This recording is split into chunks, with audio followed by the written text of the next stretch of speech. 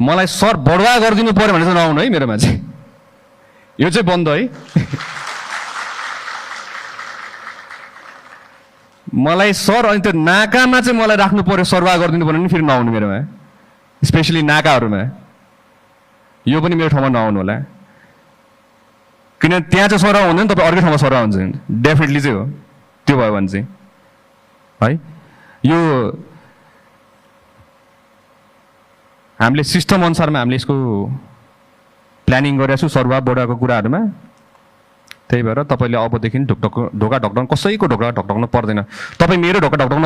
आउनुहुन्छ भने मेरोमा चाहिँ ढोका ढकढक्दाखेरि सर मलाई समस्या पर्यो मात्र भनेर भनिदिनु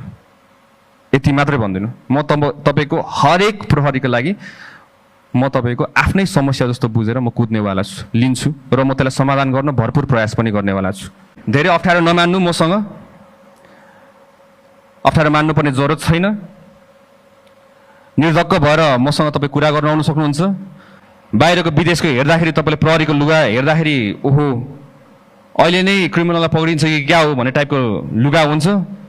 हाम्रो हेऱ्यो उद्रेको लुगा खुइलेको चुस्ता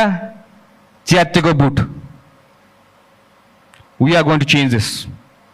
we will be changing this यसलाई पनि परिवर्तन गर्छौँ हामीले यसलाई पनि हामीले के गर्छौँ भन्दाखेरि चाहिँ राम्रोसित पुलिसलाई हेर्दाखेरि त्यो छुट्टै लेभलको रेस्पेक्ट आओस् एसटिएफ को पनि मैले हेरिरहेको छु तपाईँको नर्मल जस्तो देखिरहेको छु मैले त्यहाँ मेरो अगाडि हिँड्ने टिमहरू पनि अलि हेर्दाखेरि पनि हेरोस् देखोस् न तपाईँको ओहो एसटिएफ खतरा पुलिसहरू रहेछ उहाँहरू त फुल्ली ट्रेन्ड इक्विप्ड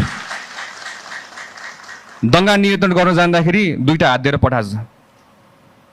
कसरी गर्ने दङ्गा नियन्त्रण तर दुईटा हातले आन्दोलन रोक्न सकिँदैन हजुर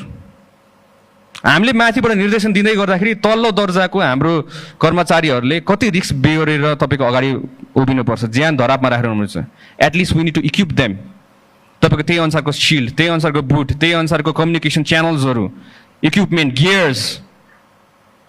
ड्रोनको थ्रुबाट तपाईँको असुर ग्यासहरू हाम्रो फाल्न मिलिहाल्छ त्यही अनुसारमा अनाउन्समेन्ट गर्न मिलिहाल्छ this is called modern policing so will be modernising police in Nepal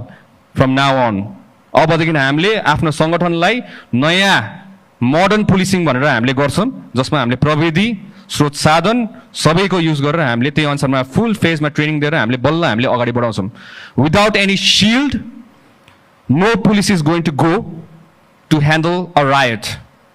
कुनै आन्दोलन हुँदैछ भने सिल्ड बिना र फुल गियर इक्विप बिना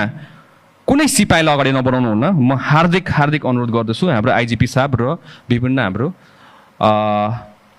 अधिकृत ज्यूहरूलाई पनि